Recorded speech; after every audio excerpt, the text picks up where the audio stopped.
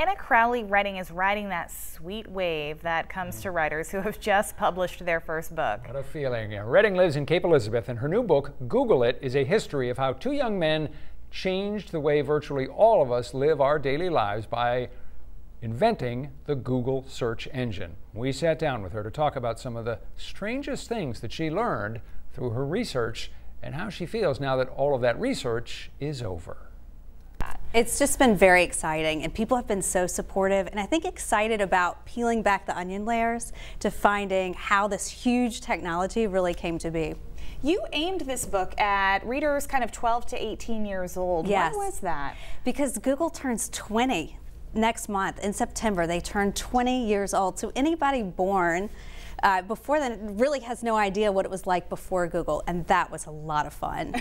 You've got sort of two stories that you tell in Google It. One is the story of the company and the technology and the engineering behind it, and the other is a personal story that focuses to a large degree on the two founders, Larry Page and Sergey Brin. What was their relationship like when they first met?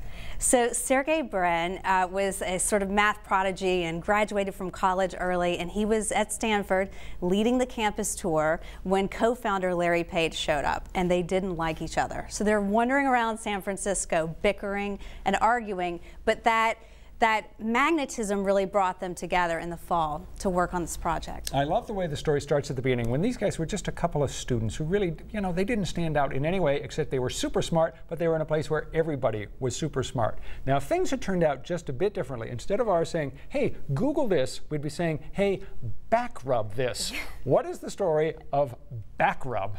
So that is what they first named their search engine, which, yes, would have been incredibly awkward, like saying back rub Barack Obama or back rub the first Thanksgiving, and luckily they came to their senses and changed the name. That could have been awkward, yeah. It could have been awkward, a HR nightmare.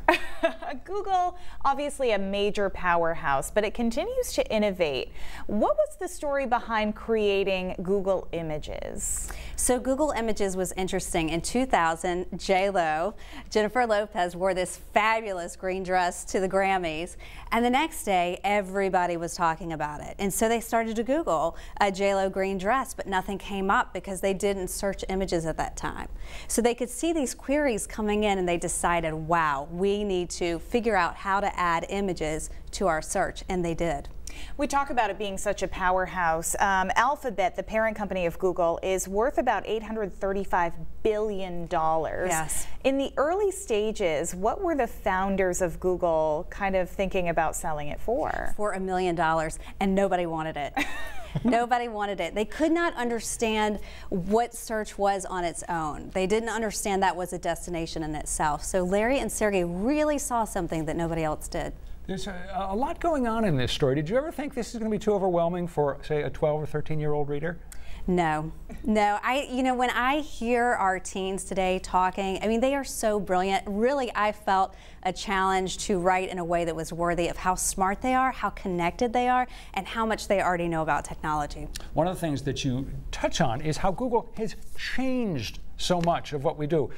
You point out that, you know, we no longer get a paper map when we're getting in the car to drive on a vacation to some remote camp. We no longer, you know, have a phone that's plugged into a wall. That only does one thing. That only makes phone calls. That only does one thing. Kids have no idea what a party line would be. And you explained what the world was like before Google. Was that kind of fun for you? It was tremendous fun. I mean, even remembering the VHS machine and the Beta machine, and how your parents, either you were in charge of working it because they had no idea how it worked, or you were not allowed to touch it at all. So going back and remembering what it was like then with our mixtapes and our atlases, and the panic when you cross a state line because the atlas was in alphabetical order. It was tremendous fun thinking about that, and the arguments that happened on road trips when navigation went wrong. Of course.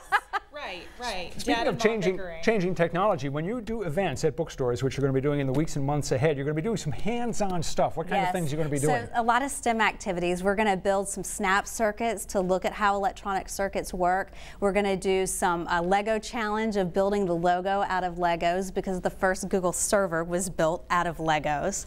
So fun things that relate directly to the book. What was most shocking to you when you were putting this together? Obviously, you're hearing all of these really interesting stories about Google. What was most shocking to you? I think one of the things that was most compelling to me and most shocking was to learn about Sergey's personal story, that his family fled Russia when he was 6 years old. They were fleeing anti-Semitism, and they came to this country as refugees. So delving into that story was really interesting and compelling. What do you hope your young, impressionable readers will get out of this book?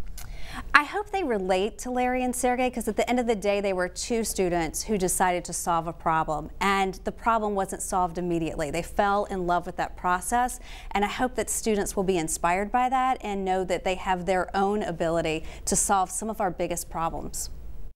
As we said, the book is aimed at readers 12 to 18. I read the book. I found it really interesting, so it's not just for young readers. Again, the name of the book, Google It, A History of Google by Anna Crowley Redding.